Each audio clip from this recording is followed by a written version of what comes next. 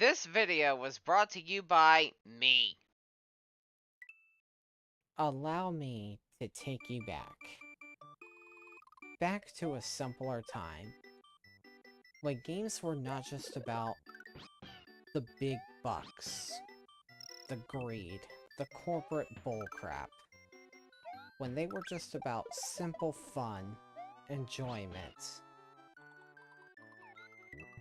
Putting a smile on the players' faces. That sort of thing. Because that's what games should be about, you know? The simple fun and enjoyment. And that's what this game is. Hello everyone, it's Sora850, and welcome to my Let's Play for Super Mario World. I was originally going to do Kingdom Hearts 3, but I ended up deciding on this, and here's why. I adore Kingdom Hearts 3, and I will get to that eventually. But I just wanted something a little more simple. Something that actually brought me back to my childhood. This game was actually a huge part of my childhood, probably bigger than most games. Seriously. I used to play this on my original Super Nintendo almost all the time, and it would even piss off my family because of how often I would just sit around and play this. Sadly, getting this game on the original Super Nintendo is kinda hard to do now, unless you just know where to find, like, a Super Nintendo for a good price, and of course, most Super Nintendo games are not cheap anymore. Aside from Super Nintendo, though, this game was available on various platforms, such as the Wii, the Wii U, the 3DS, and it's on the Nintendo Switch Online. As for how I'm playing it, though, I'm actually playing this on the Super Nintendo Classic Mini console. And there's a reason I chose the Super Nintendo Classic Mini. I could play this on my Wii U or on my Switch, or even on my original Wii if I wanted to. But the reason I chose the Super Nintendo Classic Mini version is because I simply wanted to use the Super Nintendo controller. Yeah, that's literally the only reason. That, and on the Nintendo Switch Online, I hate the borders around the game and everything. I don't like that. It's still a good way to play it, don't get me wrong. But I just don't like those dinosaur borders, and there's no way to turn them off. But aside from that, I really just wanted to use the Super Nintendo controller, and I don't have a Super Nintendo Classic controller for the Nintendo Switch Online. And to my knowledge, there's no way to use it on the Wii U either. To my knowledge, being the keywords. But honestly, bringing this image back up, I miss the Super Nintendo controller. Seriously. It's such a simple controller, but the simplicity in its design is one of the reasons why I love it. Like, it doesn't have to be super fancy or anything, it's just a nice simple controller, it looks good, it feels good. It is a little on the small side, but it's not so small that you can't hold it. At least I can't. So yeah, we're gonna jump right into the game. And of course, this is a single player adventure because, I mean, it's just me. Welcome. This is Dinosaur Land. In this strange land, we find that Princess Toadstool is missing again. Looks like Bowser is at it again. And that's literally the entire story of the game. I mean, we shouldn't expect any different. It's a Mario game, so that's just kind of a standard. So, we have three options. We can go to Yoshi's house, Yoshi's Island 1, and Yoshi's Island 2. We're gonna stop here first, and here's why. Hello, sorry I'm not home, but I have gone to rescue my friends who were captured by Bowser, Yoshi. Keep that in mind for later. For now, we're gonna go here.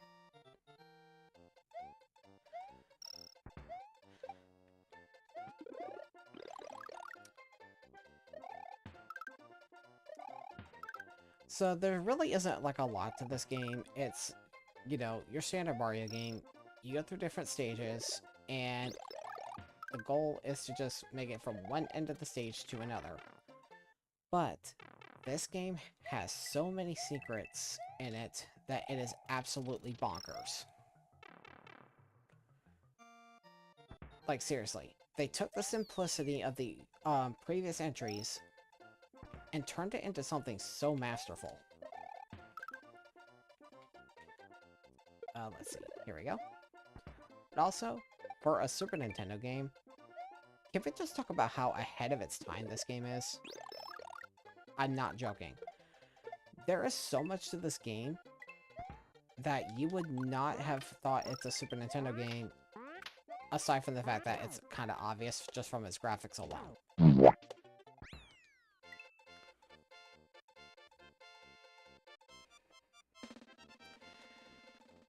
Alright, we got 26 stars from that.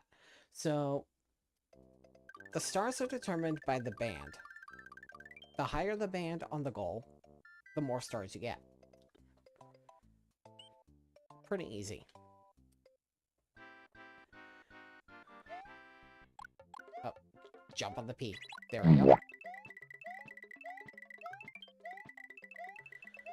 Coins, coins galore. Coins galore. Da da da da. I swear, I love this game. Oh, well, there we go. The power of the switch you have pushed will turn dotted block into exclamation block. Your progress will also be saved. There are 4 of these palaces throughout the entirety of Donut Land, and we will be going for all 4 of them.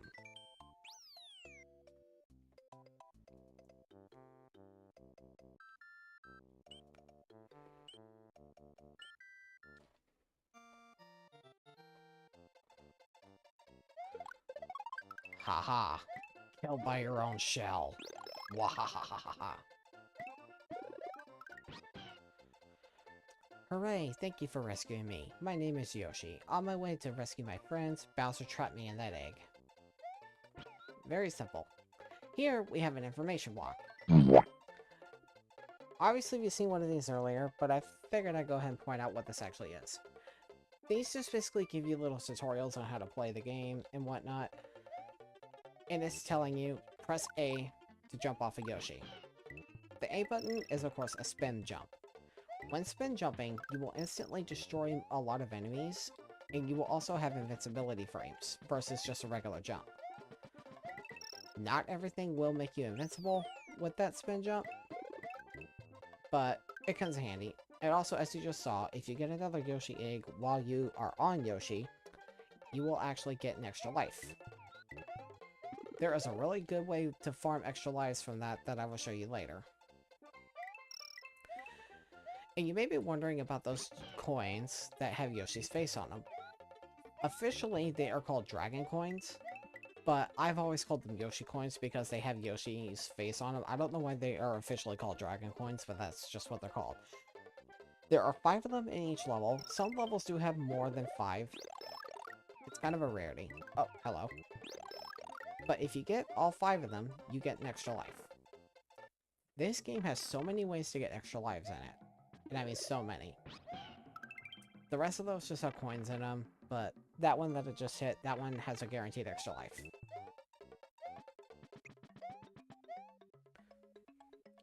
Let's see how many stars we get. 40. If you actually manage to get 50, you get an extra life on top of it, which is pretty dang awesome. Now, remember earlier when I said to remember the dialogue for this place? Let's go back there while we are while we're riding Yoshi. As you can see, if we come here with Yoshi, we get new dialogue. It is possible to fill in the dotted line blocks. To fill in the other ones, just go west, then north to the top of the mountain. That is your hint for the Switch Palace we got. That is honestly the only other dialogue we get for this place. And also, if you eat this fruit, you gain coins from it. Nothing major, just nice little detail I thought I'd point out.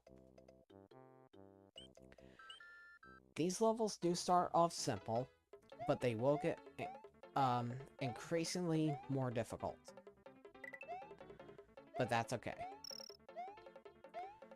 I played this game enough times to be able to work my way through it. So I should be alright. Go down the pipe. Okay. With this room, do not just go jumping on that P-switch straight away. You will inevitably get the coins. So instead, pick it up like that with the Y or X button. Yeah, Y or X, and then jump on it while it's not under the coins. This way you don't accidentally destroy your platform.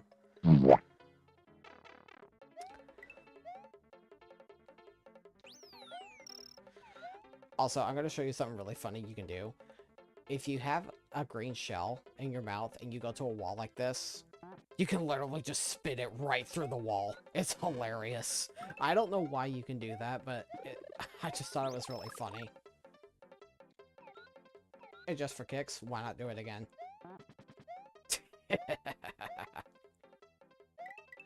Oh my lord.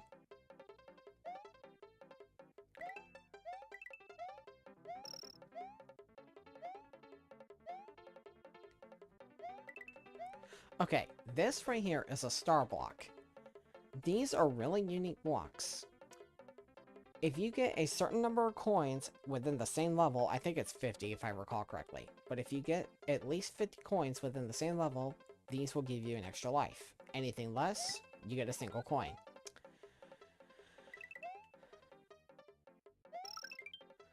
Not a big deal that I didn't get an extra life from it. I just thought I'd point it out. We got 16 bonus stars. We now have a total of 82. I'm not going to explain the bonus stars until we actually get enough of them that it actually warrants it.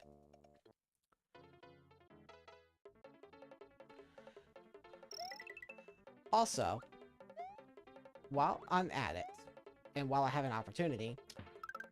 Oh, wow. Okay. That extra block up there that has the fire flower we picked up earlier, that is an extra item slot. You can only hold one item up there at a time. If you try to pick up another item, it outright replaces it. As you can see, that mushroom just replaced my fire flower. But there's literally another fire flower right here, so I didn't mind sacrificing that one as a bit of an explanation. Or rather, just for a demonstration. You know what I mean.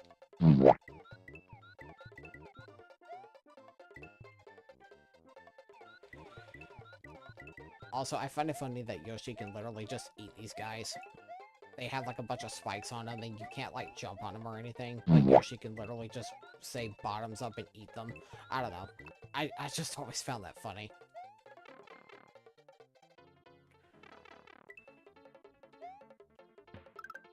Oh no, whatever shall we do? It's okay. We'll just do this. Oh crap, I shouldn't have done that yet. I shouldn't have done that yet. It doesn't matter. We just got the star. As you can see, it temporarily makes you invincible, and any enemies you touch die. When you get a certain score with these, you gain an extra life with the star. And every kill after that will also just allow you to farm extra lives. It is nuts.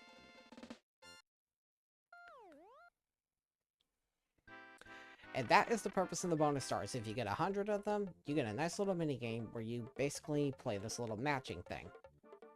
The more matches you get, the more extra lives you earn. And every time it goes over 100, it resets. Let's see what we get.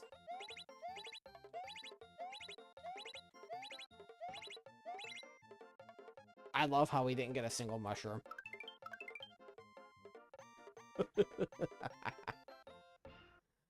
Oh my lord. That's funny. Castle 1. Iggy's Castle. There's actually a way to farm some extra lives in this room. The more of these Koopas you kill in a set rhythm, the higher your score gets, and once you, of course, kill about 10 of them in a row, you get an extra life. As long as you don't touch the ground, you're fine. Your score will not reset unless you do. That P-switch there is kind of useless. All it really does is allow for the middle thing up here to fall, and it's just a fire flower. If you come in here with 2 fire flowers, you're fine.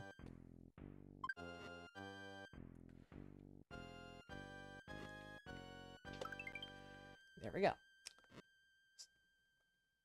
So I will be farming a few extra lives. Just because, why not?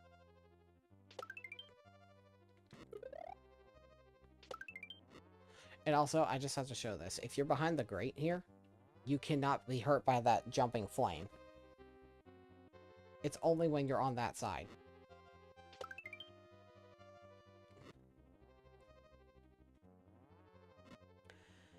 Ah. This music is nostalgic.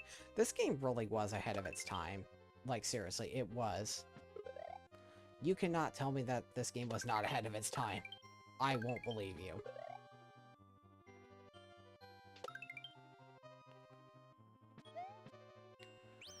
Alright, I never really said what this is. This is a checkpoint. Every time you get one of these, take it. If you die, you will start at this spot, and if you're small Mario, the checkpoint will actually make you big. Okay, this section. This section is honestly not too bad. Just pay attention to the ceiling, and do not let the thing smash you. If you stay to the right side for most of the time, you'll be fine, but you will have to keep in mind there are pits here. As you can see, there's one right there, and there's one right here. From here, we should be fine. Oh yeah, well, the boss door is right here. Now, I'm going to show you a very easy way to kill Iggy.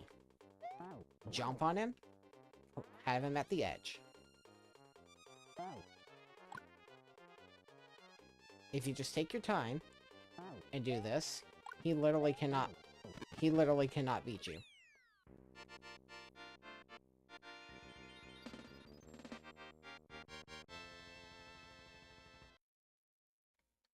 Now prepare for some humorous animation.